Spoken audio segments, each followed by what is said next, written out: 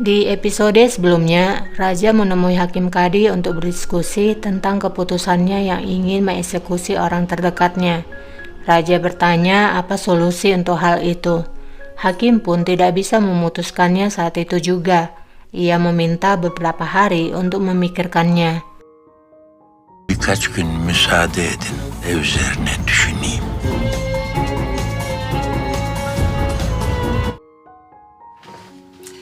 Hürrem. Hoş bulduk sultanım. Hurrem menemui Shah Sultan di ruangannya. Hurrem mengundangnya untuk datang buka puasa bersama anggota yayasannya. Shah Sultan pun berkata, "Aku dengan senang hati akan datang." Hurrem berkata, "Setiap orang mengatakan hal yang berbeda tentang diriku. Seorang penyihir atau bahkan mengatakan aku punya mata di belakang kepalaku." Olduğunu söyleyenler bile var. Ben de baktım. Shah Sultan pun berkata, "Aku telah melihatnya namun itu tidak ada." Dan mereka pun tertawa. Hurrem merasa kalau Shah Sultan berada di pihaknya. Ia pun sangat berterima kasih karena Shah Sultan tidak mendengarkan rumor tentang dirinya. Namun sebaliknya, berdiri di samping Hurrem. Shah Sultan berkata, "Rasa iri dari kesuksesan tidak dapat dipisahkan. Biarkan mereka berbicara. Apapun yang mereka katakan, kamu harus tetap adil dan melakukan hal yang benar." Sen adaletin hakkında... Sağ olun sultanım. Hurrem pun mengucapkan terima kasih atas dukungan dari Shah Sultan. Hurrem pun meninggalkan Shah Sultan di sana. Namun saat Hurrem pergi, raut wajah dari Shah Sultan kembali berubah.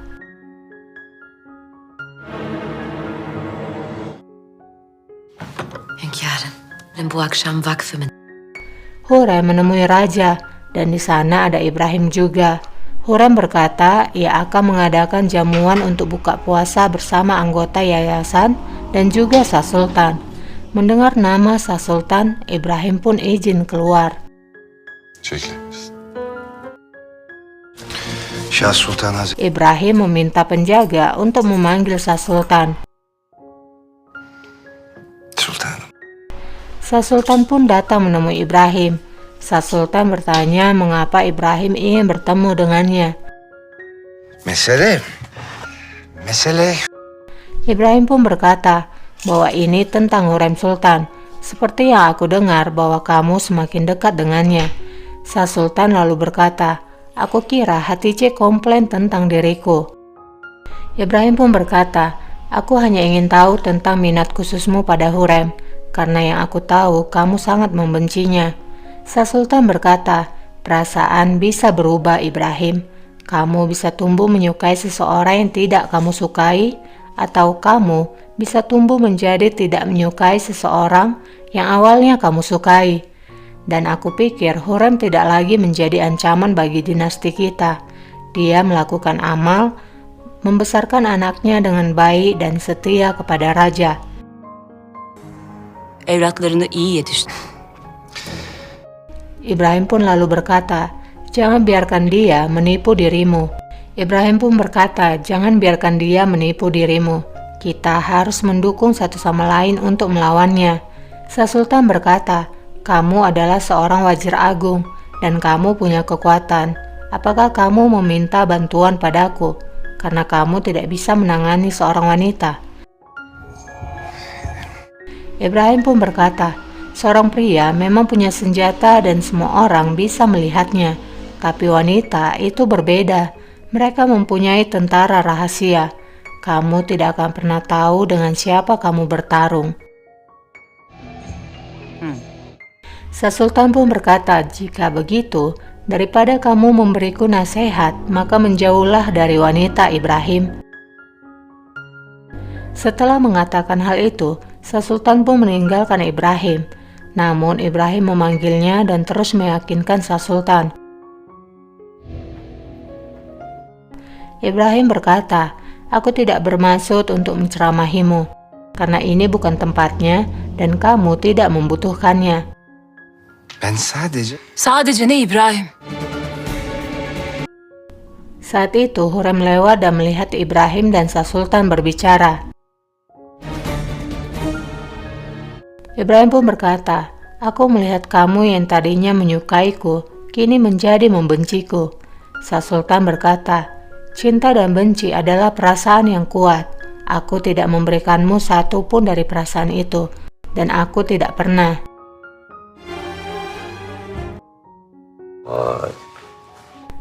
Hurrem sampai di ruangannya. Ia berkata pada Sumbul bahwa ia melihat Sang Sultan bersama Ibrahim. Pasa memutuskan menggunakan Sang Sultan untuk melawanku. Sumbul, kau tahu lebih baik tentangnya. Bagaimana dia bergaul dengan Ibrahim? Akankah dia dipengaruhi oleh Ibrahim?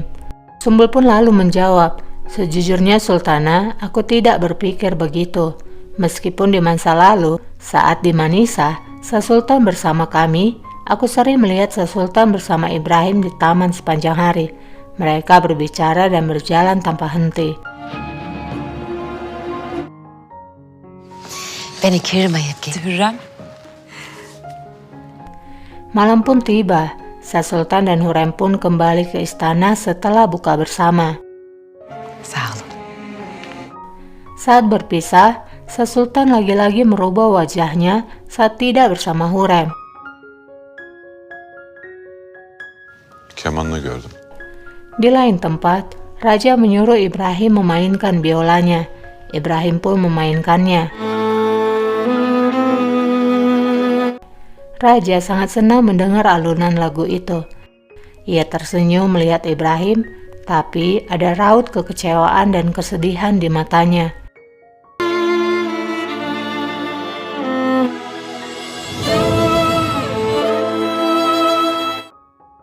Ia mengingat kembali awal pertemuan mereka, di mana Ibrahim memainkan biolanya hingga menarik perhatiannya dan kemudian membawa Ibrahim bersamanya. Abi kardeşimden yakınsın. Lalu kemudian saat Ibrahim kehilangan anak pertamanya dan Raja memeluknya dan menganggap Ibrahim lebih daripada kakaknya sendiri.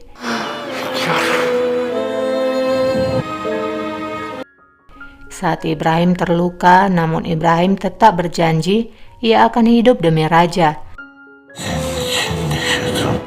Siz hüzünlü hünkârım.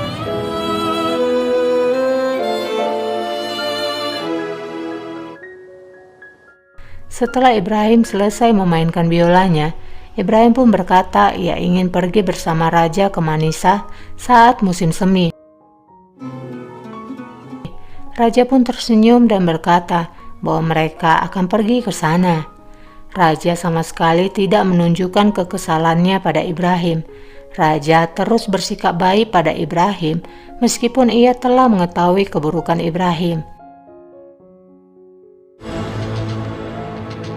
Di lain tempat, hakim terus mempelajari tentang kasus Raja. Bu Suud Efendi geldiler. Gelsin. Keesokan harinya, penjaga berkata bahwa hakim ingin menemuinya. Hakim pun lalu masuk ke ruangan Raja. Hünkârım, Hoş geldin Kadı Efendi. Gel otur şöyle. Hakim juga membawa buku bersamanya. Hakim berkata bahwa ia telah menemukan jawaban dari konsultasi kemarin, bahwa membunuh seseorang yang bahkan dilindungi dari raja sendiri, itu bisa dilakukan hanya dengan satu cara. Hakim pun merujuk pada buku Al-Quran, di mana mengatakan, ketika kamu tidur maka kamu mati, dan dibangkitkan kembali ketika kamu bangun. Raja tidak paham maksudnya, ia pun bertanya apa artinya. Hakim pun berkata bahwa raja harus tidur. Ketika seorang pria tertidur, maka ia menghancurkan keterikatannya dengan dunia yang penuh dosa. Ketika tertidur, dia tidak bisa ditahan. Dia tidak bertanggung jawab atas apapun. Dia tidak bisa diadili atau dituduh. Karena kehidupan diciptakan dengan gerakan saat kamu terbangun. Seseorang yang tertidur tidak benar-benar hidup. Dengan cara inilah kamu bisa mendorong ketidaktaatannya dan kamu tidak akan merusak janjimu. Karena itu, pria yang kamu lindungi bahkan dari dirimu sendiri harus dibunuh ketika kamu tertidur. koruduğunuz bu zat her kim uyurken infaz edin. Sefalar getirdiniz. Di sisi lain, Esmahan telah tiba di sana bersama ayahnya. Afife pun menyambut kedatangannya dan membawanya ke ruangan Sah Sultan. Sultanım. Söyle Öf. Hoş geldin kız. Dia adalah putri dari Sah Sultan. Teveccüh. Ia pun lalu bertemu Hurrem di ruangannya. Mihrimah buralarda mı? Jadi baik anak maupun suaminya Sah Sultan kini ada di istana. Sultanım. Tercih ederim. Keesokan harinya, Raja meminta Ibrahim untuk buka puasa bersamanya. Ibrahim pun dengan senang hati menerimanya. Bir arzunuz yoksa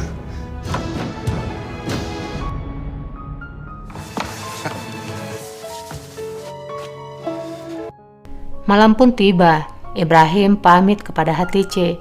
Namun Hatice berkata bahwa ia mempunyai perasaan yang buruk. İçimde bir sıkıntı var. Namun ia berkata mungkin karena cuaca. Hatice meminta Ibrahim agar bermalam bersamanya. Ibrahim pun berkata raja telah mengundangku secara pribadi. Aku tidak ingin dia menungguku. olarak davet etti. Bekletmek olmaz. Akhirnya Hatice pun mengerti. Tapi ia tetap meminta Ibrahim untuk pulang lebih cepat malam ini. Erken gel. Olur mu?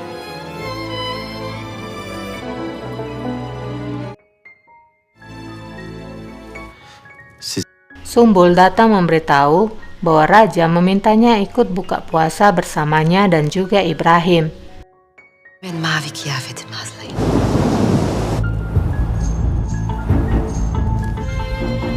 Hünkâr. Ibrahim dan Hurrem pun datang di waktu bersamaan, di mana raja sudah menunggu di sana.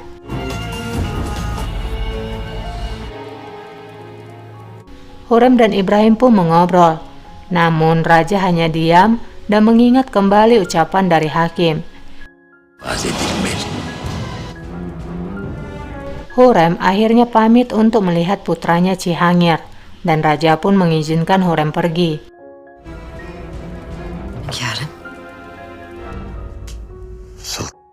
Di luar ruangan, Hurrem berkata pada Sumbul bahwa Ibrahim akan tetap menjadi favorit raja. Apapun yang aku lakukan, tidak ada yang bisa merubahnya. Ibrahim juga ingin pamit kembali ke istananya, dan raja juga mengizinkannya. Namun saat Ibrahim melangkahkan kaki menuju ke pintu, raja mengingat kembali tentang Ibrahim yang menyebut dirinya Sultan, Iskandar Celebi yang digantung, patung yang dibuat Ibrahim, dan kata-kata yang diucapkan Ibrahim bahwa ialah yang memimpin kerajaan Ottoman. Semua ingatan itu akhirnya membuat raja memanggil Ibrahim kembali dan menyuruh Ibrahim agar bermalam di sini dan tidur di ruangannya. Peşinde Sultan Süleyman Ibrahim pun menurut. Ibrahim lalu meninggalkan raja dan menuju ruangannya. Burada olan İbrahim.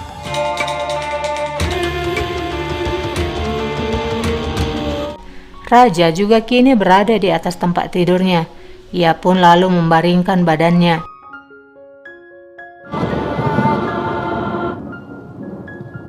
Di tempat lain, Hatice terbangun dari tidurnya. Ia bertanya pada pelayannya apakah Ibrahim sudah kembali.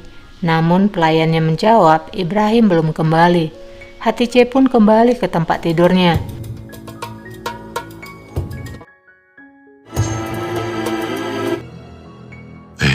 Kembali ke raja, ia berusaha untuk tidur, namun ia tidak bisa memejamkan matanya.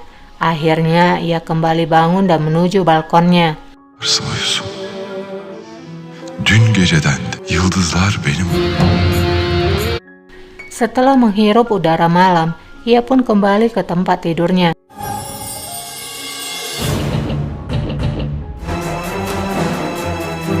Para pria bertudung pun memasuki kamar Ibrahim, dan raja pun akhirnya tertidur dalam posisi duduk. Para pria mulai beraksi, namun Ibrahim terbangun dan ingin berlari. Sayangnya para pria ini pun menangkapnya. Seutas tali pun dililitkan ke leher Ibrahim.